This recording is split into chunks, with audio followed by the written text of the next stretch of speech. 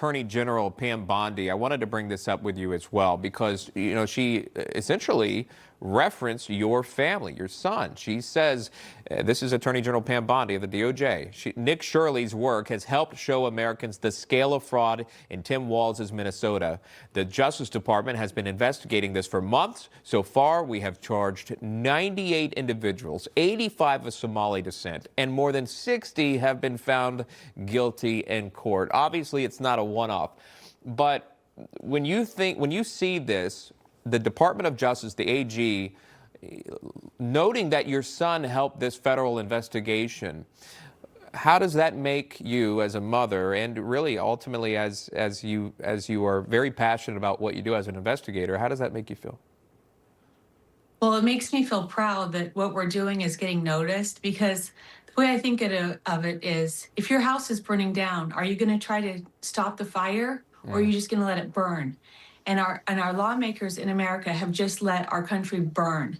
They're the ones to blame. They're the ones who've allowed the Somalians to get away with it. The Somalians, they have a perfect scheme. They found out a perfect way to take taxpayer dollars. But the bottom line is, our government leaders are the ones who have allowed this to happen.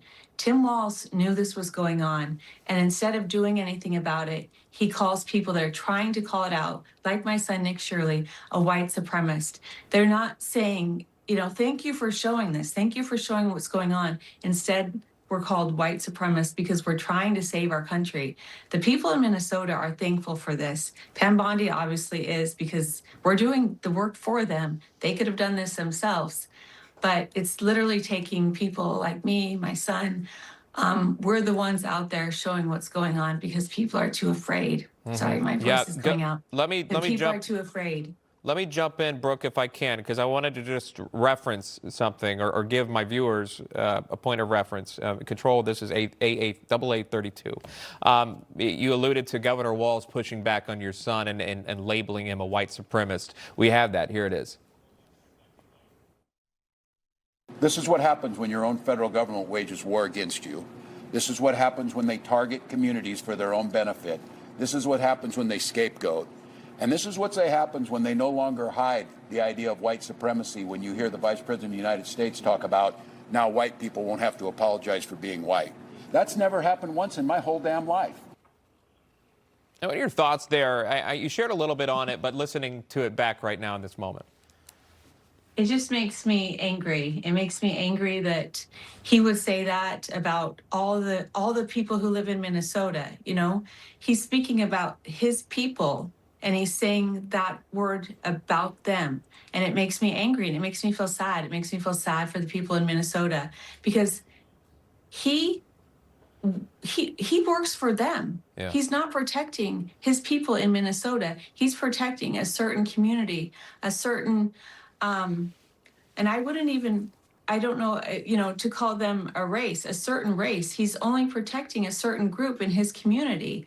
And it shouldn't be like that. He's the governor of Minnesota. He's not the governor of a certain group in Minneapolis, in Minnesota. He needs to worry about his whole state, just not a certain group.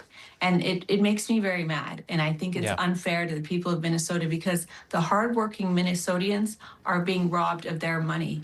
And the people that are taking their money, you know, they're running these daycares, they're running all these businesses, all in Minnesota, and they're living high on the hog. They're driving, and it really goes nice back cars. to it just goes back to, Brooke, I apologize jumping in, but it's the old playbook. I mean, you bring it back to race, and now you're having a race debate. That's not what this is about. This is about the fraud that's taking place and the law enforcement that needs to happen, and how this happened under the governor's watch and others. Information, truth is freedom. Is Newsmax. It's real news for real people.